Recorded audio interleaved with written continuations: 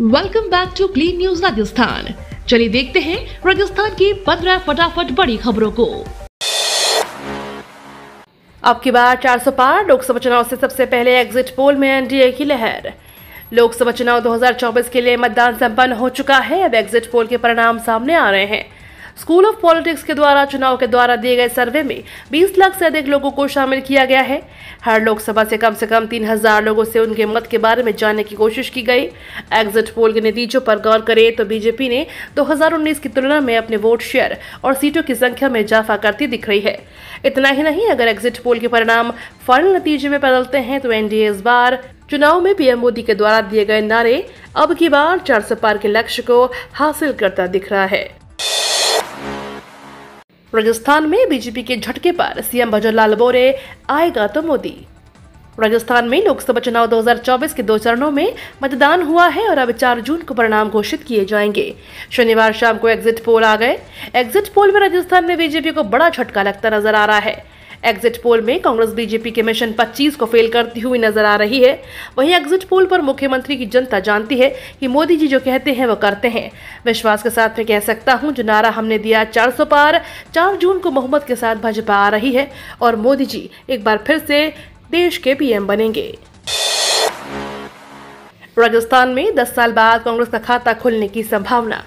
Exit poll के आंकड़ों ने राजस्थान में बीते 10 सालों से खाता खोलने की तरफ से कांग्रेस की उम्मीदें बढ़ा दी हैं। एग्जिट पोल में राजस्थान में कांग्रेस के 7 सीटें जीतने की उम्मीद जताई गई है।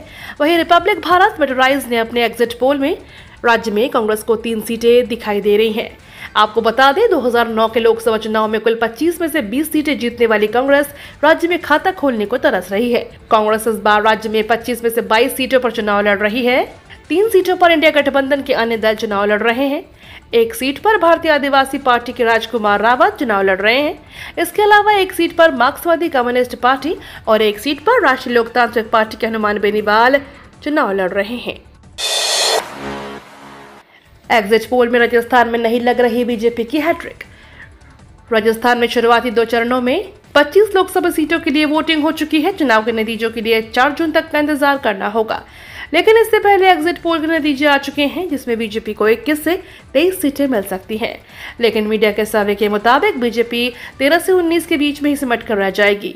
आपको बता दें, एग्जिट पोल चुनाव खत्म होने के बाद ही मतदाताओं से पूछकर होता है, जिसके आधार पर अनुमानित आंकड़े होते ही कहां कौन आगे होगा।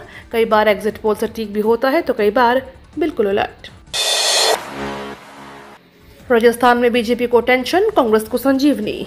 लोकसभा चुनाव 2024 के एग्जिट पोल राजस्थान के बीजेपी को चिंतित करने वाले हैं।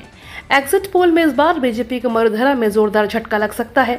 5 माह पहले राजस्थान में सत्ता में लौटकर उत्साहित हो रही बीजेपी को लोकसभा चुनाव के लिए एग्जिट पोल में चिंता में डाल दिया है। एग्जिट पोल में राजस्थान में बीजेपी के 17 में से 23 सीटें जीतने अनुमान जताया जा रहा है। यह एग्जिट पोल कांग्रेस को राहत देने वाले हैं। 10 साल बाद इस बार कांग्रेस का खाता खुलता नजर आ रहा है। बाड़मेर पर टिकी हैं सबकी नजरें।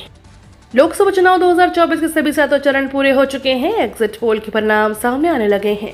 राजस्थान में इस बार सभी की निगाहें पश्चिमी राजस्थान की बाड़मेर सीटों पर टिकी है। यह राजस्थान की एकमात्र ऐसी सीट है जहां मुकाबला बीजेपी और कांग्रेस में सीधा नहीं होकर त्रिकोणीय बना हुआ है। यहां निर्दलीय प्रत्याशी रविंद्र सिंह भाटी ने इस मुकाबले को त्रिकोणीय बना दिया है। इसी के कारण यह सीट राजस्थान की सर्वाधिक चर्चित सीट बनी हुई है। अब केवल 1 दिन और इंतजार, 4 जून को होगा फैसला। बाड़मेर जैसलमेर लोकसभा सीट के लिए आम चुनाव में मतदान के करीब 40 दिन बाद 4 जून को होने वाली मतगणना को लेकर तैयारियां अब जोरों पर हैं। बाड़मेर के पीजी कॉलेज में बाड़मेर जैसलमेर लोकसभा क्षेत्र के प्रत्याशियों के भाग्य का फैसला होगा। मतदान के बाद लंबे समय से चल रहा इंतजार 4 जून को खत्म होगा। इसके साथ ही प्रत्याशियों की धड़कनें बढ़ने लगी हैं। वहीं लोगों में भी परिणाम को लेकर उत्सुकता बढ़ रही है।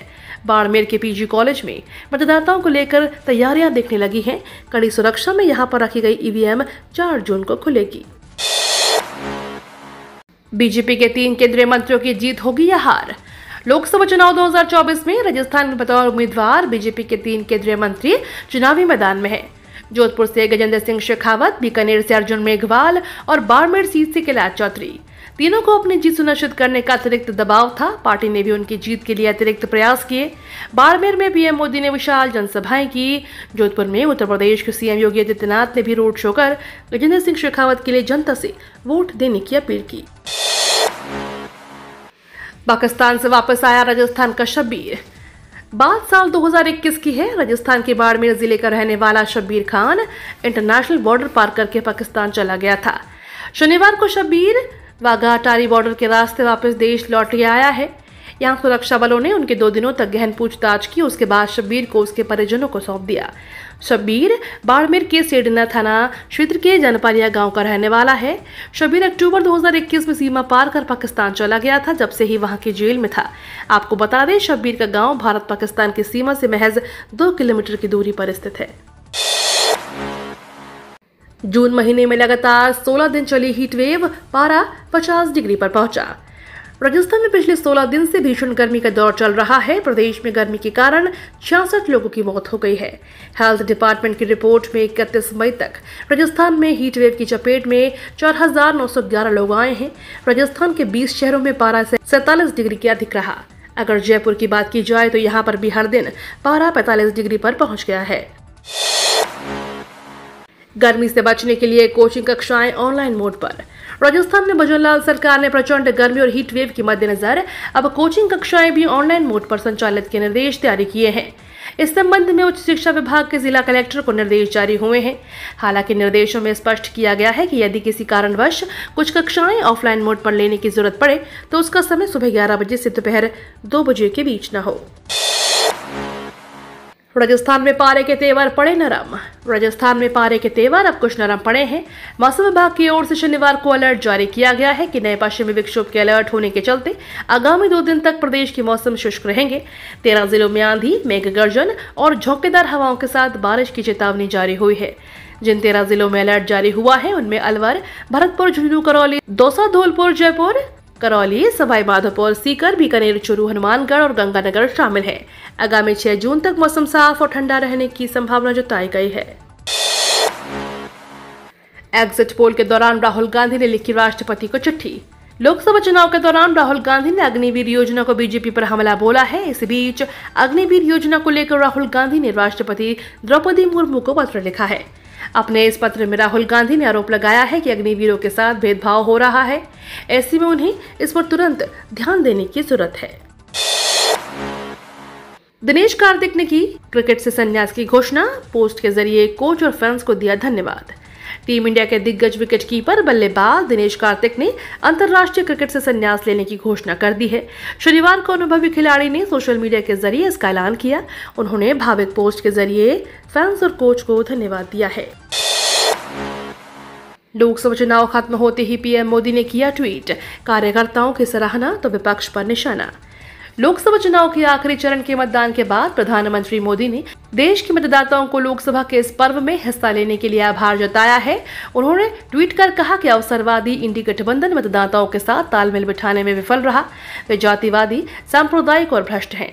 यह गठबंधन, जिसका उद्देश्य मुट्ठी भर राज्यवंशों की रक्षा करना था, राष्ट्र के लिए भविष्य की दृष्टि प्रस्तुत करने में विफल रहा है। अभियान के माध्यम से उन्होंने केवल एक चीज में अपनी विशेषज्ञता बढ़ाई है, जो कि है मोदी को कोसना। ऐसी प्रतिभागी राजनीति को जनता ने नकार दिया है। ये तो थी राजस्थान की बड़ी खबरें। रोजाना सबसे पहले अपडेट पाने के लिए क्लीन न्यूज राजस्थान को अभी सब्सक्राइब करें।